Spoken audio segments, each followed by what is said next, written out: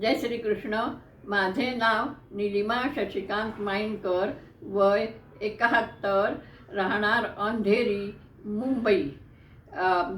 अभिज्ञान पुणे आयोजित भगवद्गीता स्पर्धेतील मी एक स्पर्धक आहे. सर्वांना विनयपूर्वक वंदन करून 17व्या अध्यायातील दुसरा श्लोक आपल्यापुढे सादर करते. श्री भगवानुवाच त्रिविधा भवती श्रद्धा देहिनां सा स्वभावजा सात्विकी राजसी चैव तामसी चेति तां शृणु. अर्थ: मनुष्याच्या शास्त्रीय संस्कार नसलेली ही स्वभावतःच उत्पन्न झालेली श्रद्धा सात्विकी, राजसी आणि तामसी ती तू ऐक. भावार्थ: पूर्वसंचित कर्मानुसार आणि संस्कारानुसार मनुष्यामध्ये या 3 श्रद्धा येतात.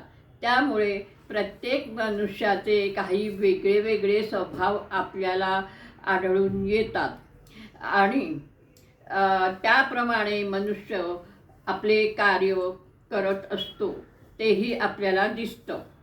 अर्जुनाने खरं तर निष्ठेबद्दल प्रश्न विचारला होता, परंतु भगवंताने त्याला श्रद्धेनुसार अनुषंगाने उत्तर दिलेले आहे. कारण श्रद्धा असल्याशिवाय निष्ठा निर्माण होत नाही. तर आता ह्या अध्यायामध्ये यज्ञ, दान, तप, ज्ञान, कर्म असे विषय आलेले आहेत. तेही या श्रद्धेच्याच अनुषंगाने आलेले आहेत. त्यामुळे हा श्लोक या अध्यायाचा पायाच आहे. यामुळे मी हा श्लोक स्पर्धेसाठी निवडला आहे. आता आपण या तिन्ही श्रद्धेतली वैशिष्ट्य उदाहरण बघूया.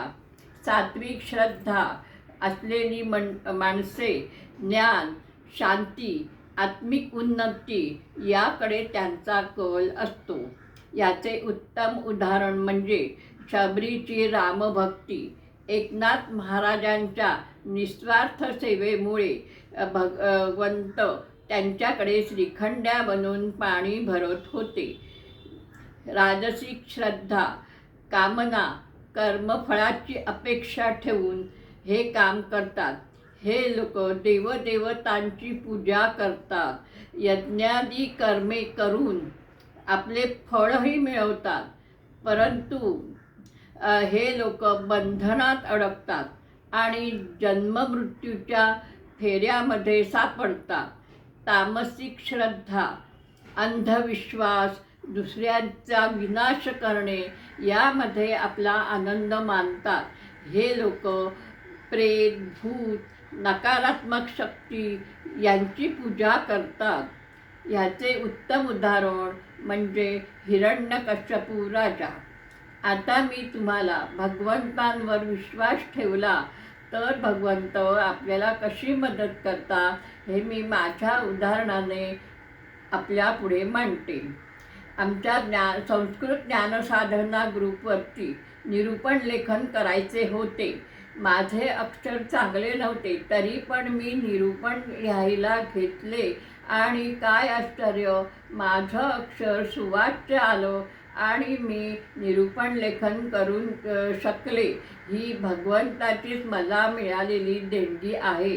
दुसरा उदाहरण म्हणजे कोटी गीता लेखन वही पूर्ण झाल्यानंतर मला उडुपीला जायचे होते आणि ती वही अर्पण करायची होती.